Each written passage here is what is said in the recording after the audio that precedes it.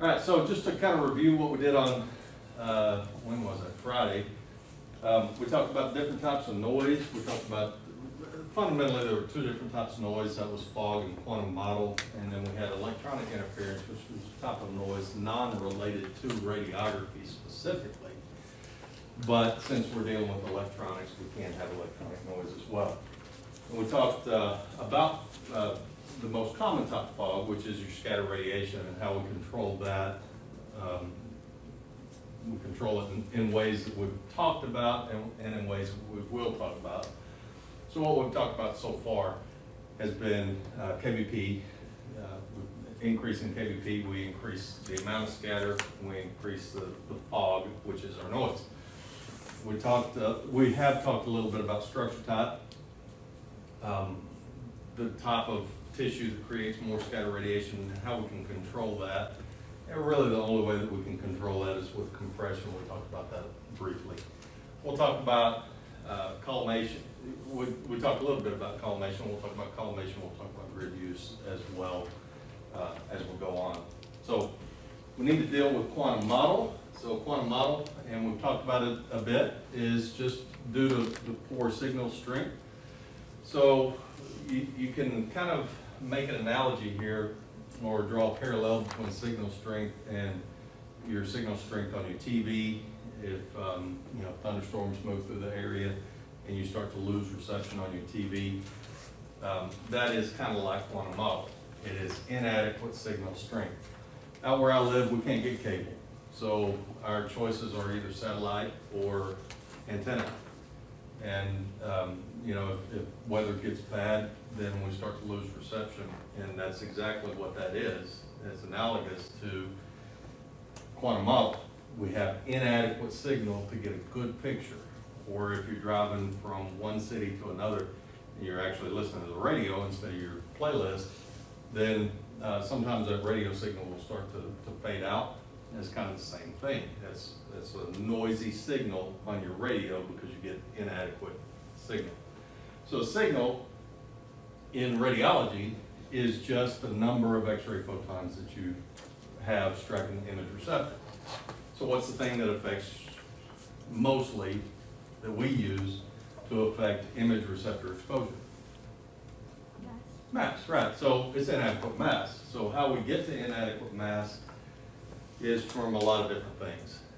One is high kVp, but especially on patients who have thin anatomy. If you have somebody who weighs 400 pounds, you're going to have to use way too low a mass value in order to get to a point of quantum mottle.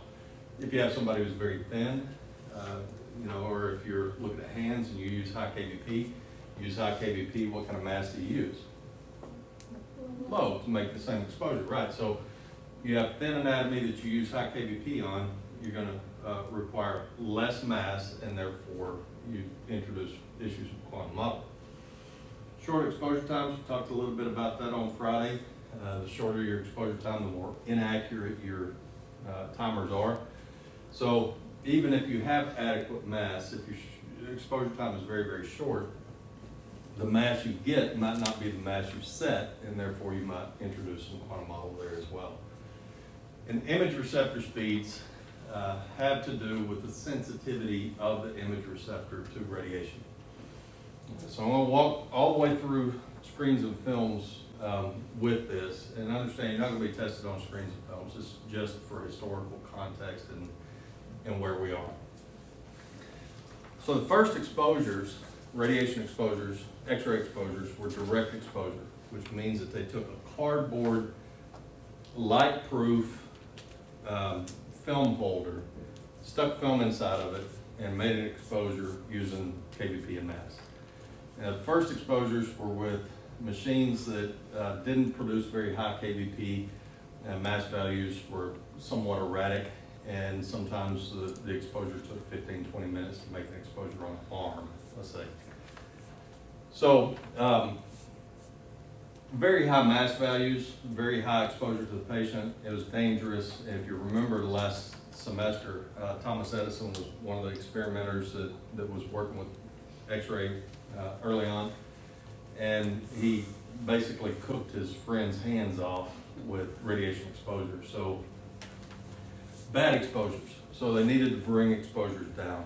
So if you remember the way X-rays were discovered, Rankin covered up the X-ray tube, and he energized the tube, and a plate across the room would glow in response to the X-ray stimulation on that plate. Remember that? Okay, so that's luminescence. It lights up because of exposure.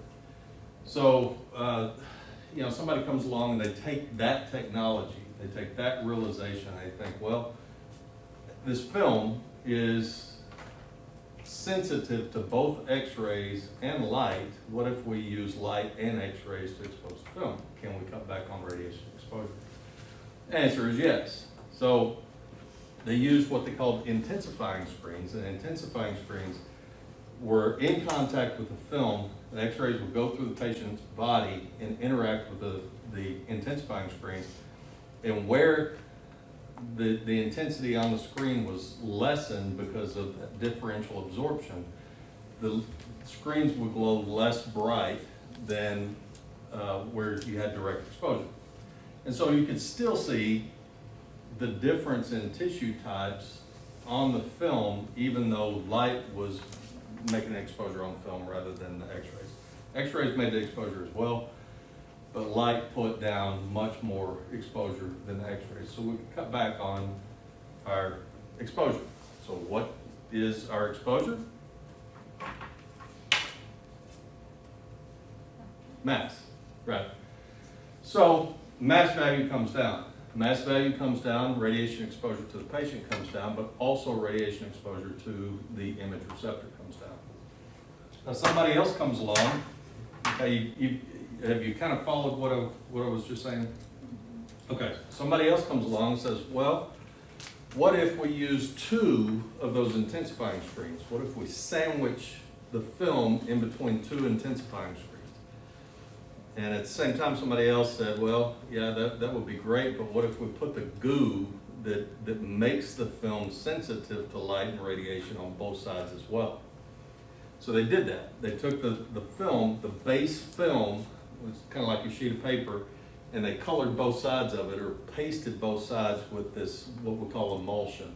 And emulsion contains the goo that turns the film black and white. So they put the goo on both sides and they put 2 intensifying screens, so that basically what you got was a double exposure on every image, but the double exposure was perfectly superimposed, so it effectively doubled the speed of the screens and films, okay? So pretty much by doubling the speed of the screens and films, what we could do is make a lower exposure, use less radiation. Specifically, we could cut back on our mass, right? So we could also use different crystals or different phosphors that would glow even brighter. Okay, so the brighter they would glow, the less mass we would use. So they finally got to these crystals. These phosphors are rare earth, extremely sensitive to radiation. And what we got were screen speeds that were in the order of 400 speed. Okay? Now, I'll just kind of draw this out up here. So what we had is a blue film base. Okay? So we have blue film base, and then we had emulsion put on both sides. All right? So we had emulsion put on both sides, and then we sandwiched that in between 2 intensifying screens that are very sensitive to light and radiation. So X-ray photon goes through the anatomy, hits this screen, it glows downward, it exposes the film, continues on, hits that screen, it glows upward, exposes the film. So what we had in screens and films by the time I entered X-rays were 2 different speeds, 200 speed and 400 speed. All right? The difference between these is the amount of radiation that you would use. The faster the speed of the films, and the reason we had 2 different speeds was because the faster the speed of the film, the more sensitive it was to radiation exposure, and you could reduce your mass, but you lost spatial resolution. So your sharpness of recorded detail went down. The fast speed was 400 speed, okay? Slow speed was 200 speed. So this was detail, and this was when detail was not as important. Chest x-rays, hands, is how we use these, okay? So what these numbers represent is a relative sensitivity compared to, you know, a standard. So a standard without anything would be 0, okay? So 200 speed would be much faster, 400 speed would be much faster than that. So this is direct exposure, all right? So you got direct exposure, you got 200 speed, you got 400 speed. So if you were to take a hand x-ray on a patient and we did maybe 50 kVp at 5 mass, what these numbers represented is how much a conversion for how much speed or how much mass you would need as you changed, okay? So this is faster. This is very high speed. So it glows brighter. So what would you need to do with your mass if you shot a hand on a 400 speed if that was your technique on a 200 speed? You just needed to lower it, right? And it was a 1-for-1 type thing. So now you would need 50 kVp at 2.5 mass. Okay? That's screen speed. Now how that relates to what you're doing now is whenever we made the conversion from screens to computed radiography, when we went from this to computed radiography, which was relatively that speed. Okay? So we took a step back, right? Radiation exposure for every single radiation exposure actually increased whenever we went to CR for each exposure. It increased. But what did we find was the main thing that affected our contrast whenever we went to a computer processing? Was it kVp? No, it wasn't. The computer algorithm, right. So if in screens and films, if we were to have left our mass the same and decreased our kVp, maybe 45 kVp, or I guess it'd be more like 43 kVp-ish, then could we relatively expect to see a change in contrast on screens and films? The answer is yes. You've never used screens and films, so you wouldn't know that, but yes, we would. We would see an obvious difference. But in the CR, since we're taking a step back in CR, if we had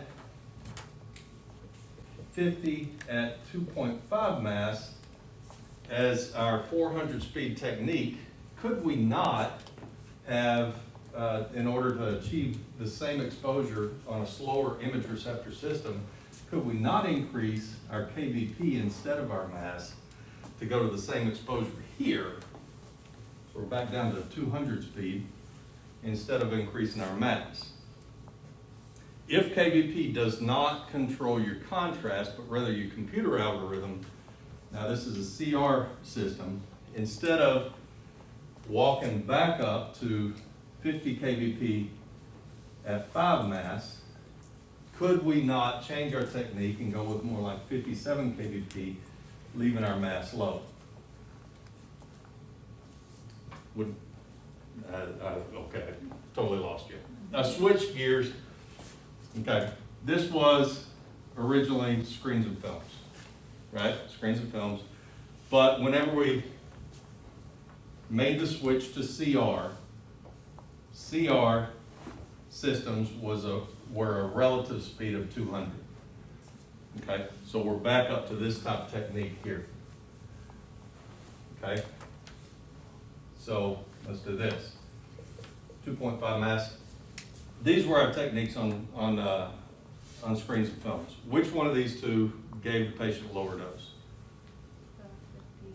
Yeah, 2.5, right? So the patient dose was lower. So once we changed over to CR wasn't as fast as high-speed films. It was slower than high-speed films. So since it was slower than high-speed films, what would we need to do to get adequate exposure to our image receptor? Increase, right, we would need to increase. Since it was 200, then our techniques would revert back to more like detail screen techniques. Does that make sense? All right, so our dose would go up, right? By going to CR systems being 200. But in CR, just like DR, the main thing that drives your contrast is not kVp. kVp, I won't say becomes irrelevant, because it's still relevant. It's just not as relevant in controlled contrast in a CR system as what it was in screens and films. Okay, you with me so far? Okay, so what if instead of going back to these type of techniques, we used an increase in kVp, because we need this amount of radiation. That amount of radiation is controlled by both of those things, right? So what if instead of going back to that technique, we kept our mass low, 2.5 mass, but instead of increasing our mass, we increased our kVp to 57. So if we wanted to increase exposure just using kVp, if we want to double our exposure using kVp, what would we do? By how much?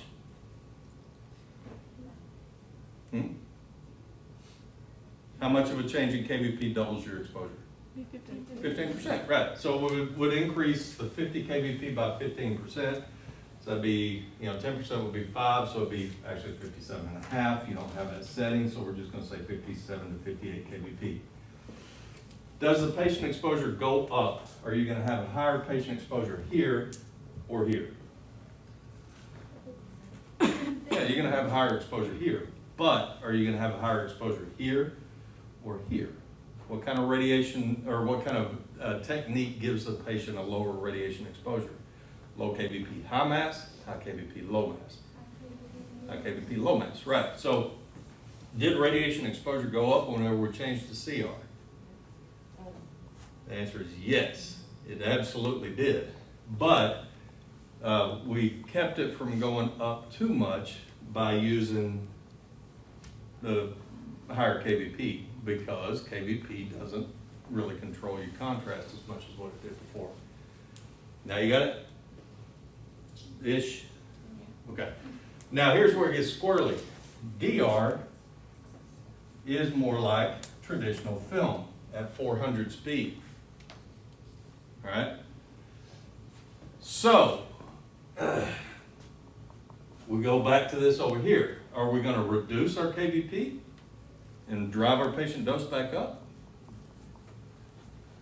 Probably not. So now our radiation exposure for that same hand that was here will be 57 kVp and 1.25 mass. Okay? Now, what are we talking about? Before I put those things back up, what were we talking about? Quantum model. Quantum model, right. What controls your quantum model? Mass, right. So as we changed to DR systems, sensitivity increased, right? At the same time, sensitivity to kVp decreased.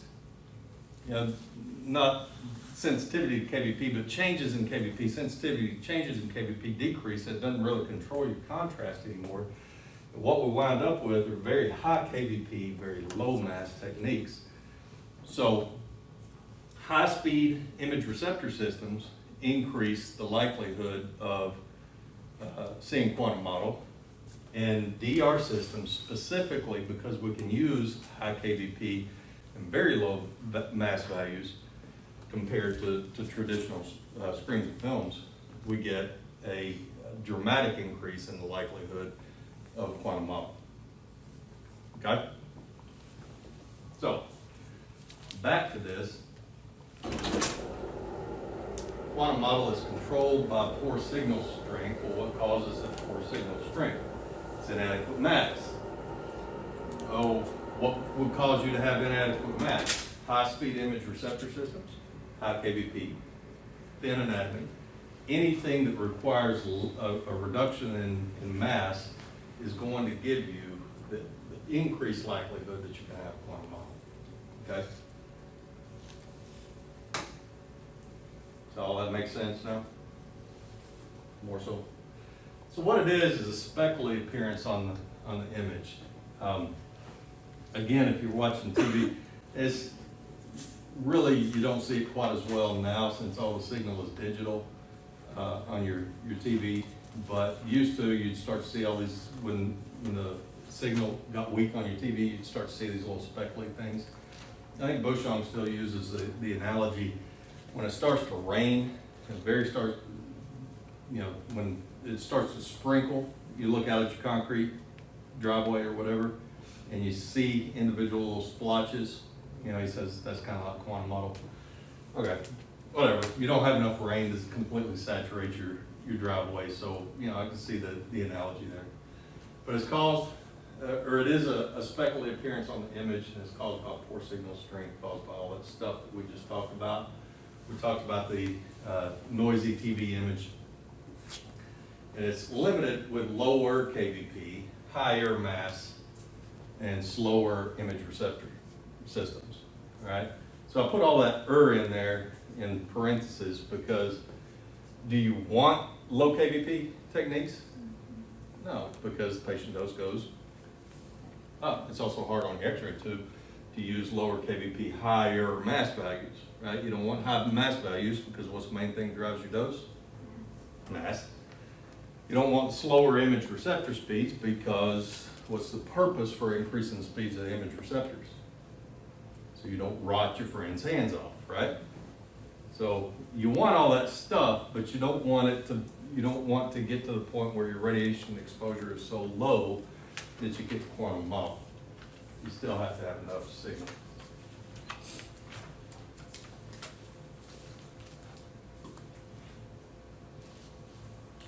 All right, so rules for minimizing quantum mottle, image receptor speed, slower image receptors, require more mass, and less likely to show quantum mottle.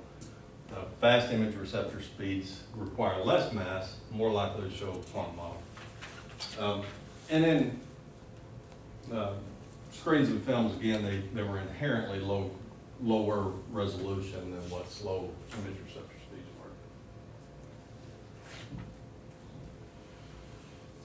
were. kVp, you need adequate kVp to penetrate, so kVp is still relevant, it's just not as relevant in controlling your contrast as what it used to be.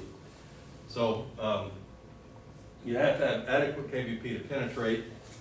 In a digital world, again, if it doesn't drive your mass down to the point that you introduce quantum mottle, then it's perfectly acceptable to increase your kVp. And as a matter of fact, again, I think I mentioned this maybe last week, I expect in your career lifetime that you'll see, and maybe before I even retire, you may see technique adjustment take a dramatic change where we just almost don't adjust mass at all anymore, unless there is a quantum mottle possibility. But rather, the technique selection for adjustment of thickness may very well just be kVp. Okay? As a matter of fact, if you go to the American Registry of Radiologic Technologists website, and you do a search for content specifications, it'll tell you in a couple of different links exactly what you should know to prepare for the registry. In this class, they bubbled down to basically a chart of exposure factors, equipment, and image quality features, right? So, I'll send you the link. I may show it on Friday, depending on if we have time. But at any rate, for your tests, supposedly contrast is coming out of what your technique controls. In other words, kVp theoretically should not be on your test as a controlling factor of kVp or of contrast at all. I say that, and they just published this, and it doesn't go into effect until January 2022. They just published it this year. They approved it in January 2021, this content specifications. I say that, but in my career here, they've updated the content specifications several times, and it usually takes a couple of cycles for all of the references to something that they say came out of the registry to completely come off of the registry. So we're still going to talk about kVp being an influencer, but your answer, unless it specifically says technical factor that controls or influences influences contrast, your answer is always going to be what? Controls your contrast. Yeah, your computer algorithm, your lookup tables will control your contrast. Okay, so I'll show you that at some time this semester. So kVp, whenever you increase your kVp to get the same exposure, you need to lower your mass. So we need adequate kVp to penetrate, and we need adequate mass to make sure that we don't have quantum mottle. So lower mass values lead to an increase in quantum mottle. You don't want a high mass value because that increases the radiation exposure to the patient. So how do you control it when you're phototiming? How can you prevent quantum mottle when you're phototiming? How do phototimers work? They just count the number. They just count the number of photons they receive, and they send a signal over to the timer circuit to discontinue exposure, right? So how can you speed up? How can you get more photons? What are the two ways you get more photons to the detector? Okay, you can increase mass, but that's really the job, right? That's the job of the phototimer to do the increase in mass. So really the only way you can increase a mass is by hitting those +1, +2 buttons. So that means that the only way that you can really affect the likelihood of quantum mottle appearing without changing exposure to the image receptor and over or underexposing the patient is by adjusting your kVp, right? So if you increase your kVp, you increase penetration through the patient, you increase exposure to the image receptor quicker, and that sends a signal over to the timer circuit to discontinue the exposure faster, right? So we're back to increasing kVp is automatically going to give us a decrease in mass, okay? So how do you make sure that you don't get quantum mottle using phototimers? What's that? Well, if you increase kVp, again, you're going to naturally have a decrease in mass. So what you want is to not over increase kVp. You still have to have adequate kVp to penetrate, but if you increase it too much, then your mass value is going to decrease to the point that you're going to introduce the possibility of quantum mottle. Okay? So when phototiming, you want adequate kVp, you just don't want to increase it too much. So mass has to be adequate, and that's both MA and time have to be adequate. All right. So rules for radiographic quality: fast image receptors have high noise, low spatial resolution, and contrast resolution, especially in screens and films. High spatial resolution, contrast resolution requires low noise and slower image receptors, except in DR systems. Low noise accompanies slower image receptors with high spatial resolution and contrast resolution.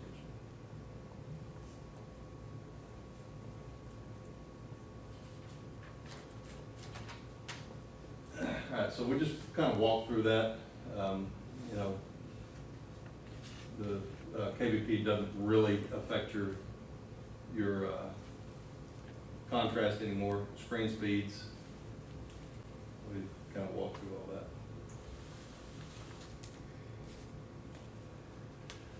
Okay, so the characteristic curve was really a way that we plotted contrast and density and sensitivity of image receptor systems to radiation exposure and processing. So it doesn't really have a play in DR, except for we'll use the H&D curve as visual representations of your lookup tables. All right. So the parts of the H&D curve, and the H&D curve is also referred to as the Herter-Dreifield. That's why it's H&D. The D log E, that's density, compared to the log exposure or the logarithmic relative exposure. So D log E curve, sensitometric curve, all of those refer to the same thing. So what we look for on the curve really now is essentially minimum exposure, maximum exposure, and then useful densities. So this portion right here is what we call a straight line portion. This is a shoulder, this is the toe. This is exposures that are way too low. These are exposures that are way too high. So this area right here tells us a number of things. One is, in an indirect way, the relative speed of the image receptor system. So the image receptor system is identified by a speed just above 1. All right, so it's 1 plus base plus fog. It's this area right here. So if we're comparing two H&D curves, and let's say they perfectly parallel each other, but this one is closer to the vertical axis. So it's right here at that, let's just say it's at 1. If it's right here at 1, what that means is the exposure was less to get to the same level as this one, okay? So this doesn't equate to mass down here, but let's say it does. So if it took 1.5 mass to get to 1 unit of density, and we were comparing it to one that only got to 9, it took 0.9 mass to get to the same density level, this curve would be faster. Does that make sense? Okay, so that's number one. Number two is contrast. Now notice that you've got 1.5 to get to really any kind of a decent density, and then you get to actually not even 2.1, but just above 1.8. At 1.8, it gets so dark you can't really see anything, right?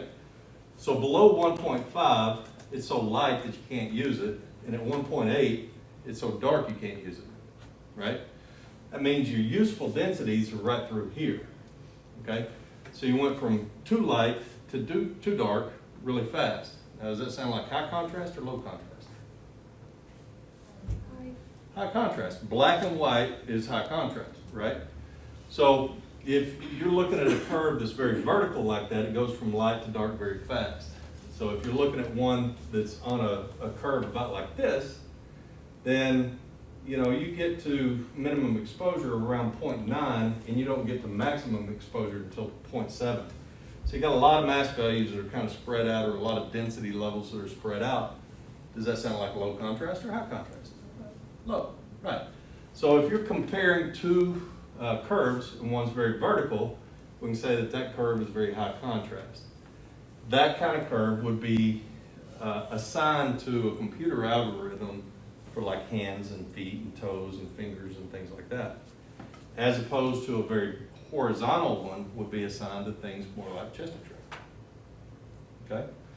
So you'll still see those, and we'll still talk about the H&D curve and its relative, or its association to the computer algorithm. We used to have to plot these things in QA or quality control for our processors like on a daily basis. You just don't have to do that anymore because it's all wrapped up into the computer package. So we're back to this, optical density. What is optical density? It's the overall blackening of the image. It's how dark the image is. Again, generally when we're talking about optical density, we're talking about the overall image. If the overall image is just dark, we say the image is high density.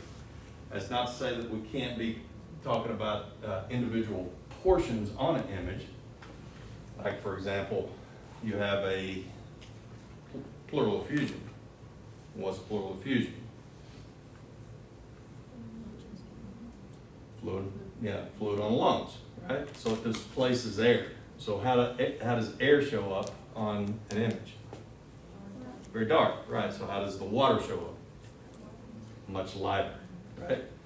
So you could say that on an image of a chest X-ray with a patient with pleural effusion, the base of the lung is going to be less radiographically dense than on a healthy lung where there's no water on the lung, right? So it can be specific to individual areas, but generally when we're talking about a radiograph being too dense, what we're talking about is the entire radiograph. So high density means a dark image. It's controlled by the computer algorithm.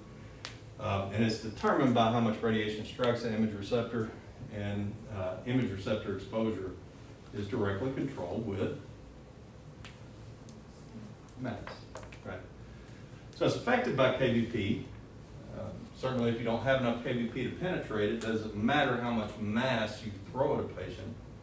You know, if you try to shoot somebody's abdomen with 10 kVp, how much mass are you going to have to compensate for that? It's a trick question. No amount of mass will compensate for it. You're just not going to penetrate through the patient, okay? So you're treating skin cancer is pretty much all you're doing with a kVp level like that. So it's affected by kVp, but it's directly controlled by your mass value. It's affected by SID. So if you increase your SID, you go from 40 inches to 72 inches, what happens to your image receptor exposure?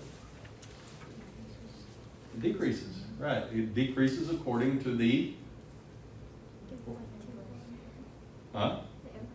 inverse square law. So you adjust your technique according to the direct square law, right?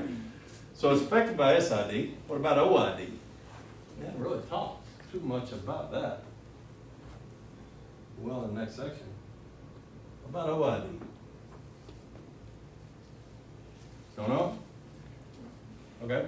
So this is just kind of an introduction to the next chapter. You're doing a lateral C-spine. The textbook says because of the natural air gap of the chest x-ray, or the chest, or the lateral C-spine, you might not need a grid.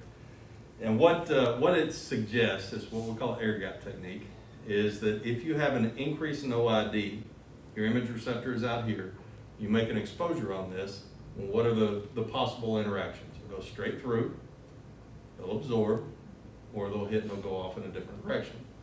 If the image receptor is right here, then it's the likelihood of scatter radiation missing the image receptor, not all that great, right? Some is, but some is not. But let's say a photon that is on this trajectory, is it going to hit the image receptor? I'm bumping into my hand, right? So yeah, if I move it out here, is it? No, it's not. That's air gap.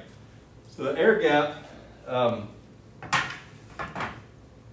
puts the image receptor far enough away from the anatomy that some of the scatter radiation is going to miss the image receptor. So if some of the scatter radiation misses the image receptor, then what happens to our exposure to the image receptor? It goes down, right? So tissue thickness. As tissue thickness goes up, what happens to exposure to the image receptor? It's going to go down. As tissue density goes up, we're going from soft tissue to bone. We go up in tissue density, what's going to happen to image receptor exposure? Goes down. What about pathology? Depends. Very good. Depends. It could go up, could go down. What about filtration? We increase filtration, what's going to happen? It goes down. It goes down. The average, you know, I told you you're going to flip those around with filtration, and you're going to infuse that with kVp and machine phase. What about grid use? Grid use, again, we'll get into in the next section. And grid use is going to go down dramatically. Okay, so all of those affect it, but the thing that controls it is mass. Okay. So again, technique. We went through this in the last section, and the first time I put this PowerPoint together, I went through this section and then went into technique, and about at this point I decided that, you know, hitting chapter 13 and talking about technique was a better way to approach this. But just this really should be a review of technique and how it relates to exposure. kVp is directly related, but it's exponentially proportional. Right? So you increase your kVp by 15%, you do nothing else, then what happens to your image receptor exposure? It goes up by a factor of 2. So it goes in the same direction. You increase, it increases, but it's not a one-for-one type thing. You increase only by 15%, you get a double in the exposure to the image receptor. MA and time, if you adjust either one of those two, and you don't adjust the other one, in other words, you use 100 MA at 1 second, and you change to 200 MA at 1 second, then you exactly double your exposure, or you double your mass, and that's a direct, in every possible way, a direct proportional relationship. As opposed to reciprocity, which would be increase in MA with an accompanying decrease in time. But if you increase either one of these two, then you get a direct, without changing the other, you get a direct change in your image receptor exposure. All right, so kVp changes without changing mass. It increases X-ray production exponentially. That's at 15% equals a 100% change in image receptor exposure. It also, if you don't change mass at all, you also change patient dose considerably, right? So we have a tendency to think kVp, anytime we increase kVp, patient dose goes down, and it only holds true if you increase kVp and you reduce your mass. If you increase kVp and you leave your mass the same, you get a dramatic increase in patient exposure. So you get emission from the X-ray tube is exponential. So that increases the patient exposure dramatically while increasing penetration. So what you get is an increase in the photons in the remnant beam. Primary beam is here, patient interaction, and then secondary beam is the remnant beam, and increases in kVp without an accompanying change in mass increase dramatically.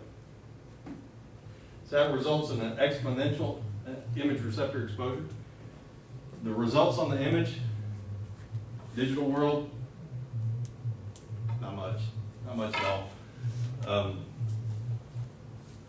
Result on the index number though would be that it would indicate, if you increase kVp without changing your mass, would indicate that you overexposed the image receptor. So if you had the perfect exposure and you increased kVp and you didn't change anything else, then your index number would show that you overexposed the image receptor by a factor of 2 if you increase your kVp by 15%. So again, what if you were phototiming? Because that's mainly what you're using, right? You're not setting a technique on everybody yet, right? So what if you're phototiming and you increase your kVp by 15%? What's going to happen? It's going to shut off quicker, right?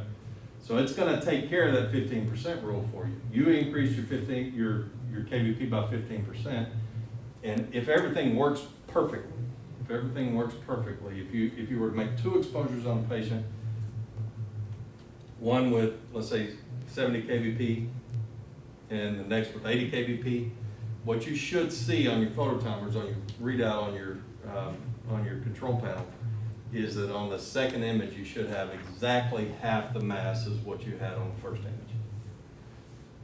But you're dealing with electronics, so if you're ever in clinicals and you're just kind of playing around and you're shooting different things and it doesn't work out perfectly, just understand that you're dealing with electronics and sometimes you get a little glitch here and there.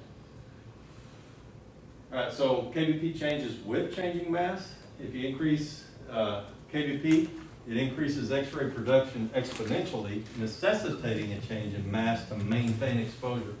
So this is where we're trying to maintain the exposure. Maybe we're trying to reduce motion, right? So what are the ways you could reduce motion? Yeah, reduce exposure time, but you would have to increase something else. What would you have to increase? You could increase kVp, you could increase mass, or MA, right? Changes in MA and time to maintain the same mass, that's what we call reciprocity, right? You increase kVp, you increase MA, you reduce time to maintain the same mass, that's reciprocity. Or you could increase kVp. So if you increase kVp, then you need to reduce overall mass. That decreases the patient exposure while increasing the penetration to maintain the same image receptor exposure. The results on the image, if you increase kVp and you reduce mass, You're asking if it shows on the image? mm-hmm. No, not really. And again, you can play with that in clinicals, and you can shoot image after image, adjusting your kVp. And again, that's part of the reason this is so difficult. And it should get easier in the next few years as that truly comes off the registry, where we don't have to talk about kVp in contrast at all. But you're just not going to see any difference. You know, you should, you know, what kind of families do y'all have in clinicals? I know a lot of our clinicals have skulls, right? Everybody have a skull, anybody not have a skull? You can check them out if you don't have them. But you can shoot one at, let's say, 60 kVp and shoot one at 120 kVp, and if you phototime it, you can look at them side by side. You might see tiny little bits of difference between the two, but you really have to get dramatic on your changes in kVp in order to see any kind of change in contrast. So the result on the image receptor, or the image, the result on the image receptor is dramatic. The results on the processed image, negligible. Just almost don't see any kind of changes. All right, so tissue and image receptor exposure thickness. It increases patient absorption, and again, you're going to have a tendency to kind of flip this around. Tissue thickness, usually what do we get with tissue thickness? What causes the increase in tissue thickness? What tissue type? Yeah, it's soft tissue, right? So you're going to make this connection, and it's really a logical connection, but it doesn't, you know, it takes it up to a point, and it fails to finish. This is a logic, okay? So we got increase in soft tissue.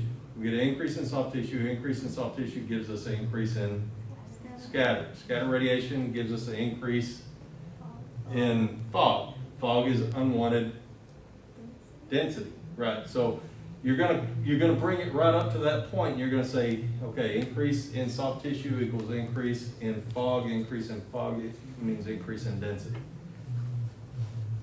But what it fails to where it fails to finish, that train of thought, is that a lot of that fog is going to be absorbed inside of the patient. Now, what penetrates through the patient is going to still be a high degree of scatter radiation, which is going to reduce your contrast, or should reduce your contrast. Not really, but anyway, the thing is that a lot of that is going to absorb inside of the patient, and that's going to result in what kind of exposure to your image receptor, increase or decrease? Decrease, right. So tissue thickness is going to decrease what transmits through the patient, and it's going to decrease that image receptor interaction. So the increase in tissue thickness is inversely proportional to the image receptor interaction. So what we need to increase to adjust for that is mass, right? Because if we increase kVp, what do we increase? Fog. So we already got an increase in fog. We want to increase fog by increasing kVp, and the answer is no. Okay. So density, remember anytime I mention density, that's image receptor exposure. So tissue and our exposure. We get an increase in patient absorption and a decrease in transmission, decrease in interaction, increase in mass to compensate. And we are out of time. We will pick up there on Friday.